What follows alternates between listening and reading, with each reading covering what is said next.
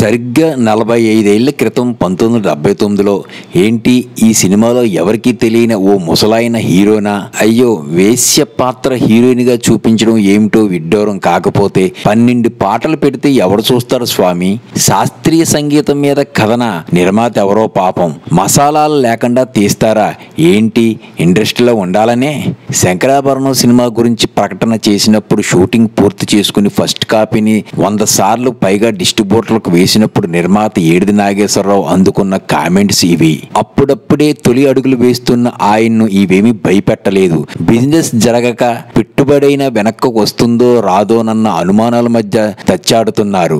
విశ్వనాథ్ చరిత్రలో చిరస్థాయిలో నిలిచిపోయే చిత్రం తీసేచ్చారని తనతో పాటు టీం మొత్తానికి తెలుసు. కానీ ఆ నమ్మకం బయట వాళ్ళకు లేదు. అసలు విడుదల సవ్యంగా జరుగుతుందా లేదా అనే చర్చలు కొనసాగుతుండగానే ప్రముఖ పంపిణీదారులైన లక్ష్మీ ఫిలిమ్స్ వాళ్ళు 2 ఏరియాలు నిర్మాతకు వదిలేసి మిగిలినవి గంప గుత్తగా తక్కువ రేటుకే కొనేసుకున్నారు. ఆ విధంగా పురిటి కష్టాలను తట్టుకుని శంకరాభరణం 1980 ఫిబ్రవరి 2న ప్రేక్షకుల ముందుకు వచ్చింది. మొదటి వారం వసూళ్లు చాలా నామమాత్రంగానే ఉన్నాయి. సగం హాళ్లు కూడా నిండటం లేదు. రెండో వారానికి తీసేయాల్సి రావచ్చని ఫోన్లు వస్తున్నాయి. ఈ సినిమా ఆడుతున్న థియేటర్ల వద్ద చిన్న స్టేజీలు కట్టి ఇందులో పాటలను వేరే గాయకులతో పాడించేవారు. ఇదేదో కొత్తగా ఉందని జనం వింతగా చూసి అవి నచ్చి టికెట్ కొని లోపలికి వెళ్లేవారు. మెల్లగా మౌత్ టాక్ రావడం మొదలైంది. టికెట్లు తెగుతున్నాయి, సీట్లు నిండుతున్నాయి. దీన్ని ఎవరు చూస్తాడో లెమ్మని నిర్లక్ష్యం చేసిన బ్లాక్ టికెట్ రాయిళ్లు షిఫ్టుల ప్రకారంగా డ్యూటీలు వేసుకుని మరీ జేబులు నింపుకోవడం మొదలుపెట్టారు. చినుకులు వరదలా మారినట్టు జనం శంకరాభరణం చూసేందుకు పోటెత్తడం మొదలుపెట్టారు. మామూలుగా ఎన్టీఆర్ స్థాయి హీరోలకు మాత్రమే కనిపించే విపరీతమైన రద్దీ శంకరాభరణం థియేటర్ల వద్ద చూసి నోట మాట పడిపోయిన వారెందరో 10 రోజులైనా ఆడుతుందా అని అనుమానం వెలబుచ్చిన వారే కనీసం 20 సార్లైనా ఈ కళాఖండాన్ని చూడాల్సిందేనని తీర్మానించుకున్నారు. అలా మొదలైన ప్రపంచం 100 రోజులు దాటేసి ఏడాది పైగా అలా కొనసాగుతూనే ఉంది. ఇప్పటికీ ఈ ప్రవాహానికి అడ్డుకట్ట పడలేదు.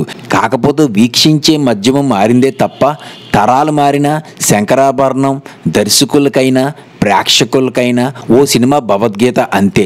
ఇది సినిమాగా తీద్దామని ఎవరైనా కథగా చెబితే రచయితని పైనుంచి కింద దాకా యగాదిగా చూడడం ఖాయం. సుప్రసిద్ధ సంగీత విద్వాంసుడైన శంకర శాస్త్రి సాంఘిక ఉద్దేశాలకు వ్యతిరేకంగా తల్లి చేసే వృత్తి శశిమేర ఇష్టం లేని ఓ వేశ్య కూతురికి అండగా నిలబడతాడు. అప్పటికే బలత్కారానికి బలైన ఆమె తన వల్ల ఆయనకు అప్రతిష్ట రాకూడదని భావించి దూరంగా వెళ్ళిపోతుంది. కాలచక్రంలో శంకర శాస్త్రి గారి వైభవం తగ్గిపోయి ఆర్థికంగా చితికిపోయి ఇబ్బందుల్లో పడతారు. ఆ సమయంలో తనకు జీవితాన్ని ఇచ్చిన గురువు కోసం వెనుకే ఉండి తెలియనివ్వకుండా సహాయం చేస్తూ తన బిడ్డను ఆయన సంగీత వారసుడిగా అప్పగించి శాస్త్రి గారితో పాటు ఆయన పాదాల వద్ద తనువు చాలించడంతో కథ కంచికి బరువెక్కిన ప్రేక్షకుల హృదయాలు ఇంటికి చేరతాయి. నిజానికి శంకరాభరణంలో గొప్ప కథ కన్నా మహోన్నతమైన పాత్రలు ఉన్నాయి. అవి ఎన్నో పాఠాలను నేర్పిస్తాయి, వ్యక్తిత్వ వికాసానికి దారులు వేస్తాయి. మనం చూసిందే ప్రపంచం, మనకు తెలిసిందే జ్ఞానం అనుకుంటూ ఈగోల మధ్య పోరులో నిత్యం ఓడిపోయే మనం అసలు మనిషిగా బతకాలంటే కావాల్సిన ప్రాథమిక లక్షణాలు ఏమిటి అనేవి ఈ సినిమాలో చూసి నేర్చుకోవచ్చు. ఇందులో నేల విడిచి సాము చేసే గార్డీ కమర్షియల్ అంశాలు ఉండవు. గుండెను శుతిమెత్తగా తాకే సన్నని దారపు పోగుల్లాంటి భాగోద్వేగాలు ఉంటాయి. ఇందులో సగటు తెలుగు సినిమా హీరో హీరోయిన్లు ఉండరు. మన ఎదిరింట్లోనో పక్క వసారలోనో నిత్యం మనకు ఎదురయ్యే సగటు మనుషులు ఉంటారు. కానీ ఈ సినిమాకు స్తంభం లాంటి ఇద్దరు గురించి ప్రత్యేకంగా ప్రస్తావించుకోవాలి. విశిష్ట వ్యక్తిత్వానికి నిలువెత్తు నిదర్శనం. తనను ఇంత వాడిని చేసిన సమాజం కులకట్టుబాట్ల పేరుతో నిలదీస్తున్నా తాను చేసింది తప్పు కానప్పుడు ఎవరికీ భయపడవలసిన పని లేదన్న దృఢ నిశ్చయం ఎంతటి వాడికైనా స్ఫూర్తినిస్తుంది. పాశ్చాత్య సంగీత హోరులో సాంప్రదాయానికి తూట్లు పడి తన జీవనోపాధి ప్రశ్నార్థకంగా మారిన నమ్మిన విలువను వదిలిపెట్టకుండా కళా సరస్వతికి జీవితాన్ని అంకితం చేసిన చరితార్థుడు శంకర శాస్త్రి. అందరూ పాప పంకిలంగా భావించే పడుపు కుటుంబానికి చెందిన యువతని చేరదీసి మానవత్వానికి అర్థం చెప్పిన మహోన్నతుడు. ఆచార వ్యవహారాల పేరట ఇంట్లో వాళ్ళతో సహా ఊరంతా కాకులే పొడుస్తున్నప్పుడు చెక్కు చెదరకుండా తన నమ్మిన సిద్ధాంతాల కోసం ఎంత దూరమైనా వెళ్లే శాస్త్రి ప్రయాణం ఎందరి గమ్యానికో దారి చూపుతుంది. చివరి శ్వాస వరకు సంగీతానికి అంకితమై రాజీ లేని బ్రతుకుకు సరైన నిర్వచనం చెప్పిన ఆ పాత్ర గురించి ఓ పుస్తకం రాయొచ్చు. పేరుకు తగ్గట్టే పవిత్రమైన ఆలోచనలతో గంజాయి వనంలో చిక్కుకున్న ఆధునిక సీత కన్నతల్లి సంపాదన మీద వ్యామోహంతో కూతుర్ని వేశ్యగా మార్చేందుకు సిద్ధపడినా దాన్ని ధీటుగా ఎదుర్కొని సంగీత నృత్య కళల అపారమైన ప్రేమను వ్యక్తపరిచే మౌన యోగిని. తన వల్ల అగ్నిహోత్రమంతా పవిత్రమైన శాస్త్రి గారి పరువుకు భంగం కలుగుతుందన్న క్షణమే అతనికి దూరంగా వెళ్ళిపోయి తిరిగి వచ్చాక దయనీయ స్థితిలో ఉన్న గురువును చూసి తట్టుకోలేక తెర వెనక నుంచే ఆయన క్షేమాన్ని తలిచే ఉదాత్తమైన మహిళకు ప్రతిరూపం తులసి. కామవాంఛతో రగిలిపోతున్న మృగాన్ని నిలువునా నరికి పారేసే అపార ఖాళీగా ఇంకో రూపాన్ని కూడా చూపిస్తుంది. చిన్నపాటి ఎగుడు దిగుడులకే న్యూన్యతా భావంతో ఆత్మహత్యలకు పాల్పడుతున్న ఎందరో యువతలకు తులసి ఒక మార్గదర్శి. ఒక గొప్ప సినిమా ప్రభావం నటీనటుల మీద ఏ స్థాయిలో ఉంటుందో చెప్పడానికి శంకరాభరణం కంటే మంచి ఉదాహరణ అక్కర్లేదు. జేవి సోమయాజులు గారిని ప్రతివారు తమ ఇంటి పెద్దగా భావించే స్థాయిలో ఆయన అందరికీ స్వంత మనిషి అయిపోయారు. తులసి లాంటి ఉదాత్తమైన పాత్ర పోషించిన మంజు భార్గవి ఆ తర్వాత ఆ పాత్ర పవిత్రతను కాపాడే ఉద్దేశంతో నృత్య కళాశాల నెలకొల్పి చాలా కాలం నటనకు దూరం అయ్యారు. చంద్రమోహన్, అల్లు రామలింగయ్య, నిర్మలమ్మ, రాజ్యలక్ష్మి, సాక్షి రంగారావు ఒకరా ఇద్దరా అనుభవంతో నిమిత్తం లేకుండా అందరూ శంకరాభరణంలో జీవించారే తప్ప అది నటనే అన్న ఊహ తమ తలంపుకు కూడా రానివ్వలేదు. ఇప్పటికీ ఆ జ్ఞాపకాలను ఎప్పుడు కదిపినా వీళ్ళందరి మొహాల్లో కనిపించే ఆ పులకింత కొలతకు అందనిది మాటల్లో చెప్పలేనిది. దర్శకుడిగా అప్పటికే చేసిన సినిమాల ద్వారా పేరు వచ్చినప్పటికీ శంకరాభరణం విశ్వనాథుడిని మరోసారి కొత్తగా ఆవిష్కరించింది. ఇందులో ఓ సన్నివేశంలో కోర్టు కేసు గెలిచి నిర్దోషిగా బయటికి వచ్చిన తులసి మీద తల్లి తరపున గోండా ఒకడు చెయ్యి వేసి లాక్కు వెళ్ళబోతాడు. అప్పుడే కొన్ని అడుగులు దూరంలో చేతికి గండె పెండేరంతో అణువణువు దర్పం ఊడిపడుతున్న శంకర శాస్త్రి వాడిపైన తీక్షణంగా చూస్తాడు. అంతే, వాడు క్రమంగా తులసి చేతిని మెల్లగా వదిలేస్తే ఆమె వెళ్లి బండిలో కూర్చోమని కళ్ళతోనే చెబుతాడు శంకర శాస్త్రి. ఒక్క మాట లేకుండా, దెబ్బ పడకుండా ఇంత హీరోయిజాన్ని ఒక ముసలి పాత్ర ద్వారా పండించే సీను ఒక్కటి చాలు. ఎందుకు శంకరాభరణం మాసుకు బ్రహ్మరథం పట్టారో అర్థమవుతుంది. జీవితాన్ని గెలిచిన ఓ మహా విద్వాంసుడికి దానికి ఎదురీదుతున్న వేసుకు ఓ పవిత్ర బంధాన్ని సృష్టించి సంగీతంతో ముడిపెట్టడమనే ఉదాత్తమైన ఆలోచన చిత్తశుద్ధితో తెరకెక్కితే దాని ఫలితం శంకరాభరణం అంత గొప్పగా ఉంటుంది. తెలుగు ప్రేక్షకులు అదృష్టవంతులు కాబట్టే దీని అమృతాన్ని అందుకుని మనసారా ఆస్వాదించారు.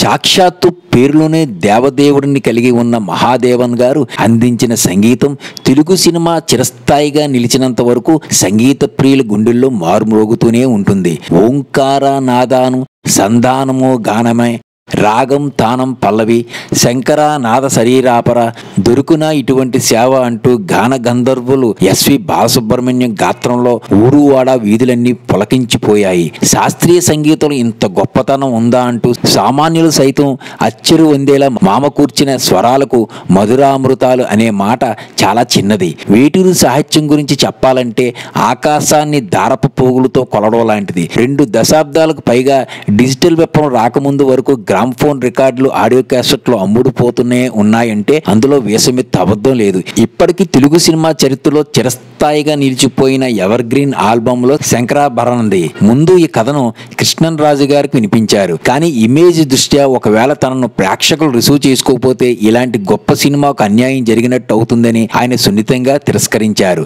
ఎక్కడో వైజాగ్ లో డిప్యూటీ కలెక్టర్ ఉద్యోగం చేసుకుంటున్న సోమయాజులు గారికి ఆహ్వానం వెళ్ళింది. చిన్న మేకప్ టెస్ట్ తర్వాత ఎక్కువ ప్రయాస లేకుండా ఆయన ఓకే అయ్యారు. కమలాహాసన్, కళ్యాణ్ రాముడు, శంకరాభరణం ఒకే రోజు రిలీజ్ అయ్యాయి. ఓపెనింగ్స్ దానికి బాగా వస్తే లాంగ్ రన్ లో ఇది నిలబడిపోయింది. అంతకు ముందు నెలలో వచ్చిన అక్కినేని 7 మేడ సక్సెస్ ఫుల్ రన్ ని శంకరాభరణం తీవ్రంగా ప్రభావితం చేసింది.